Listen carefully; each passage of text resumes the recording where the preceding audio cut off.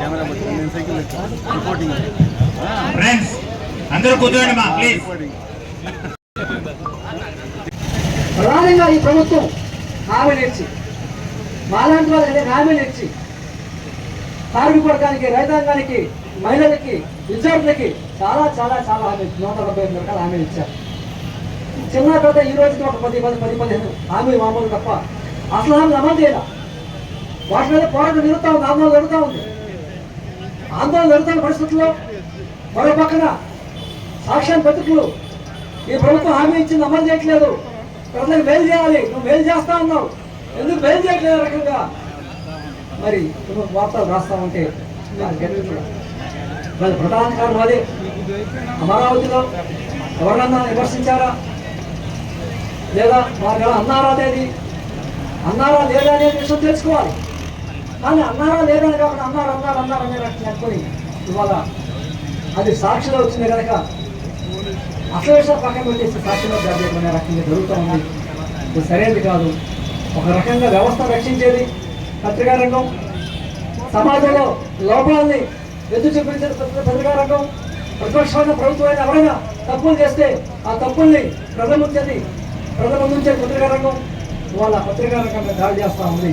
మీరు ఉంటే మా ప్రభుత్వాన్ని లొంగి ఉండాలి, మా ప్రభుత్వానికి బాకాలుగా భయంతులుగా పత్రికలు పనిచేయాలి. అలా కాకుండా మరో రకంగా మీరు విమర్శలు చేస్తున్నా, మా ప్రభుత్వం లోపాలు ఎత్తు చూపించినా మీ సంగతి తెలుసు. ఆ రకంగా ఇది హెచ్చరిక చేస్తామని పత్రికలకి ఇది సరైనది కాదు. ఈ విషయాన్ని ఖండిస్తూ ఉన్నాం. సమస్యగా చూడండి, తప్పు జరిగితే తప్పుగా ఖండించండి.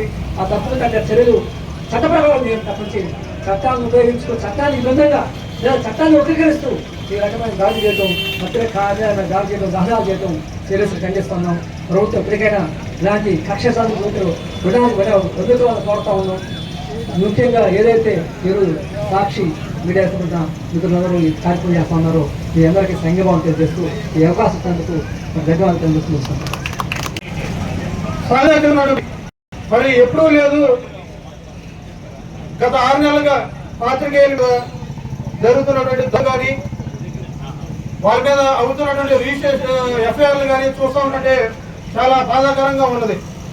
మరి ఇటువంటి వాటిలో జర్నలిస్టు సంఘాలు ఉన్నప్పటికీ కూడా కొన్ని మెతక వైఖరితో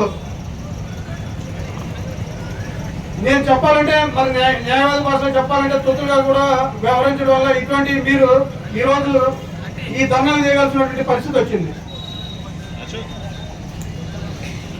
మనం ఈ ప్రజాస్వామ్యంలో స్వేచ్ఛ, భావ స్వేచ్ఛ ఉన్నటువంటి మనం జరుగుతున్నటువంటి విషయాలు చూస్తుంటే ఖండించాలా లేకపోతే 24 గంటలు మనం బాధపడుతూ రాయాలా అన్నది చూసి అర్థమవుతుంది. మరి మీరు రాసేటువంటి ఆ నిజాలు ఏదైతే ఉందో నిజంగా ఇంకు పెన్ ఉంటే చెరిగిపోయేది. కాబట్టి దేవుడు మనకు బాల్ పెన్ ఇచ్చి మీకు ప్రింటింగ్ ఇచ్చారు. మీ బాధని కూడా ఆ ఇంకు పెన్లు చెరిగిపోయాయి. కానీ ఈరోజు మీరు చేస్తున్నటువంటి బాధ్యత నిజం ఏదైతే నిగ్గు తెచ్చే విధంగా మీరు రాస్తున్నటువంటి న్యూస్ ఏదైతే ఉందో అది తప్పులో పట్టించడం కోసమే కొంతమంది వ్యక్తులు కానీ ప్రభుత్వాలు కానీ మీ మీద దాడులు చేయడం, ఎఫ్ఐఆర్లు తప్పుగా రిజిస్ట్రేషన్ చేయడం ఇలాంటివి జరుగుతున్నాయి. కాబట్టి లీగల్ సెల్ న్యాయవాదులుగా మేము చూస్తూ ఉంటాం. జర్నలిస్ట్ సంఘానికి మేము ఎప్పుడు కూడా అందుబాటులో ఉంటాం. మీ మీద ఉన్నటువంటి కేసులు తప్పుడు కేసులు రిజిస్టర్ అయితే అది మేము బాధ్యత తీసుకుని మీకు లీగల్ కూడా 24 గంటల అందుబాటులో ఉంటామని చెప్పేసి చెబుతూ మీరు ఏదైతే గత 2 రోజులుగా సాక్షి కార్యాలయం మీద జరుగుతుంది ఇది భౌతికమైనటువంటి కావాలని ఉద్దేశపూర్వకంగా కుటుంబంలో జరుగుతున్నటువంటి దాడు. ఇప్పుడు ఆ యొక్క అసోసియేషన్ ద్వారా మీరు అందరూ జీవనాధారం పొందుతున్నారు. వాటిని మూసేస్తే మీరు అందరూ కూడా రోడ్డు మీద పడేటువంటి పరిస్థితి ఏర్పడుతుంది.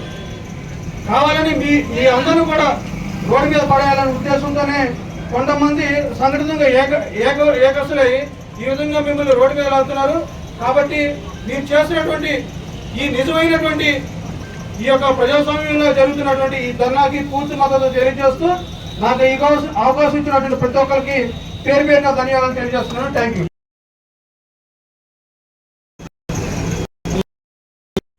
ఈరోజు మనం జరుగుతున్న పరిణామాలతో ఒకసారి పునరావలోకనం చేసుకోవాల్సిన పరిస్థితి. వాస్తవానికి సమాజం ఏ దిశగా వెళుతుంది అని ఒకసారి మనం ఆలోచిస్తాం. వాస్తవానికి ఇది ఈరోజు ప్రారంభమైన అణచివేత కాదు, ప్రజల గొంతుకను, సమాజంలో తప్పులను, పొరపాట్లను ప్రపంచానికి చాటి చెప్పే కర్తవ్యాన్ని నిర్వహించే జర్నలిస్టులని, పత్రికలను అణిచివేయటం అనేది దాదాపు 3-4 దశకాల నుంచి సాగుతున్న విషయం మీ అందరికీ ఒకసారి గుర్తు చేసే ప్రయత్నం చేస్తాం. ఉదాహరణకి ఉదయం పత్రిక మనందరికీ తెలుసు. మాగుంట సుబ్రహ్మరెడ్డి గారు ఉదయం పత్రిక ప్రారంభించినప్పుడు ఆ పత్రికను ఎలాగైనా మూసివేయించాలనే కక్షతో, కుట్రతో, దుర్బుద్ధితో ఒక పత్రికకు సంబంధించిన యజమాని ప్రభుత్వంతో కుమ్మక్కై మధ్య నిషేధం సాకుగా చూపించి సుబ్రహ్మరెడ్డి గారి ఆర్థిక మూలాలను దెబ్బతీయడం ద్వారా ఆ పత్రికను మూసివేయగలిగారు. అలాగే మరో పత్రిక చివరి దశకు తీసుకెళ్లి ఆ పత్రిక మూసివేసే వరకు దగ్గరుండి మూసివేతకు చేరువైన తర్వాత ఆ పత్రికని తన హస్తంలోకి తీసుకుని ప్రభుత్వానికి తాకట్టు పెట్టిన మరో యజమాని కదా మీ అందరికీ తెలుసు. మరో పత్రికను కూడా అట్లాగే మూసివేయించే దిశగా ఎన్ని కుట్రలు చేశారో మనందరికీ తెలుసు. అంటే ఫ్రెండ్స్, నేను సమాజంలో తాము చెప్పిందే నిజం, తాము చెప్పిందే ప్రజలు నమ్మాలి, తాము చెప్పిందే సమాజంలో నిజంగా నిలబడి ఉండాలనే లక్ష్యంతో పత్రికలను మూసివేయించే దిశలో జరుగుతున్న భారీ కార్పొరేట్ కుట్ర ఇది.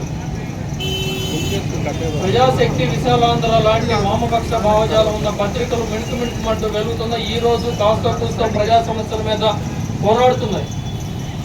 వాటిని ఏమీ చేయలేని పరిస్థితి ఉన్నప్పటికీ నాణానికి రెండో వైపు చూపించాలనే లక్ష్యంతో వచ్చిన సాక్షి పత్రికను మూసివేస్తే ఏకపక్షంగా తాము చెప్పిందే నిజమని చెప్పి ప్రజలు నమ్ముతారు.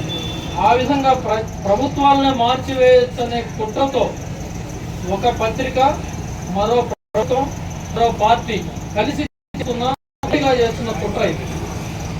సో ఏకపక్ష ప్రజాస్వామ్యంలో ఈ ఏకపక్ష ధోరణుల్ని మనం ఎలాగైతే ఖండించాలో పత్రికలను మూసివేయించే ఈ కుట్రను కూడా మనము నిర్ద్వందంగా ఖండించాలి, దాన్ని ఎదుర్కోవాలి. లేదు పక్షంలో జర్నలిజం మనుగడకే ప్రమాదం వాటిల్లే అవకాశం ఉంది. ఎందుకంటే మీడియా రకరకాల మార్పు చేర్పులకు లోనవుతున్న విషయం మీ అందరికీ తెలుసు. టీవీ ఛానల్స్ వచ్చాక, ఆ తర్వాత సోషల్ మీడియా వచ్చిన తర్వాత పత్రికలు మనుగడ సాధించగలుగుతాయా లేదా అనే ఒక సందేహం వ్యక్తమవుతుంది. కానీ ఫ్రెండ్స్, నేను ఖచ్చితంగా చెప్పగలుగుతాను, ఎన్ని మీడియాలు వచ్చినా పేపర్ అనేది ఒక డాక్యుమెంట్.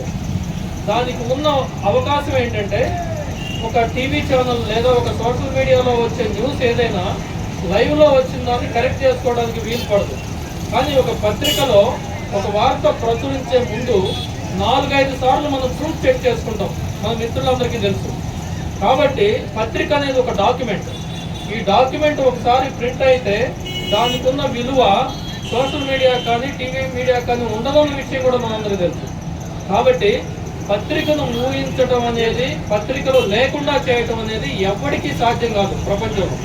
మీరు ఈవెన్ వెబ్సైట్ కంట్రీస్లో చూసినా సరే పత్రికలు ఇప్పటికీ మనుగడ కొనసాగుతున్నాయి. టీవీ అప్పటికప్పుడు సరి చేసుకునే అవకాశం లేదు, మనందరికీ తెలుసు. మరుసటి రోజు దాన్ని ఖండించకపోతే తప్పు అవుతుంది. దాన్ని మళ్ళీ కరెక్ట్ చేసుకున్న తర్వాత కూడా దానిపైన వివాదాస్పదం చేసి దాన్ని ఇష్యూ చేసి పెద్ద ఎత్తున గొడవలకు దిగడం తప్పు. ఒకటి. క్షమాపణలు చెప్పిన తర్వాత అరెస్టులు అనేది మరో తప్పు. తన పార్టీకి చెందిన వ్యక్తుల్ని, తన పార్టీకి చెందిన మహిళల్ని ప్రొవోక్ చేసి ప్రత్యేకంగా పత్రికా కార్యాలయాల మీద దాడికి పురికొల్పడం మరో తప్పు. అంటే ఇక్కడ ఉద్దేశం ఏంటి? జర్నలిస్టులు వ్యక్తం చేసిన అభిప్రాయం పైన సాక్షి పత్రిక కార్యాలయాలకు అదే ఆ వార్త కాలేదు. సాక్షి పత్రిక తన క్షమాపణను తెలియజేసింది. పైన సంపూరితంగా ప్రభుత్వం ఇక్కడైనా మనం చూసామా? ఒక ప్రభుత్వమే ఒక పత్రిక మీద, జర్నలిస్టుల మీద దాడులకు పురికొల్పడం అనేది మనం చూసామా? తన పార్టీ కార్యకర్తలతో ఎడిటర్ పై ఇంటి దాడి చేసిన సందర్భం చూసాం. సాక్షి జర్నలిస్టులను అరెస్ట్ చేయడం మనం చూసాం. జర్నలిస్టులను అరెస్ట్ చేయడం మనం చూసాం. క్రితం ఏదో కామెంట్ చేశాడని ఈ రోజు అరెస్టులు చేయటం మనం చూస్తున్నాం. దాడులకు పురికొల్పి ఈ ప్రజాస్వామ్యాన్ని అణచివేయటానికి చేయడం, ఈ ప్రజాస్వామ్యానికి వివాదం కల్పించే అవునా కాదా? తాము చెప్పిందే వేదం కాదా? తాము చేసిన చర్యను ప్రతి ఒక్కరూ సమర్థించాలా? ఈగా మనం ఆలోచించాలి. రాబోయే ప్రమాదకర ధోరణి ఒక్కసారి గుర్తించాలి. ఈ మన ప్రజాస్వామ్యాన్ని కాపాడుకోవడానికి, జర్నలిజం కాపాడుకోవడానికి మనం కృషి చేద్దామా? ఈ దిశగా మనం అందరూ. కాబట్టి కేవలం సాక్షి పైన జరిగిన దాడి కాదు, ఇది కేవలం లేకపోతే వ్యక్తిగతంగా వ్యక్తి పైన జరిగిన దాడి కాదు, ఇది ప్రజాస్వామ్యానికి పెనుముప్పుగా పరిణమించబోయే పరిణామం.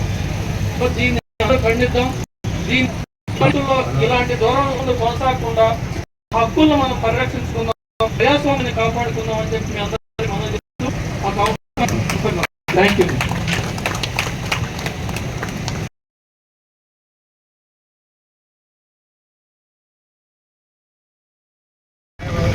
రాష్ట్ర న్యాయవాదుల సంఘం జనరల్ సెక్రటరీ గౌస్కర్ గారు.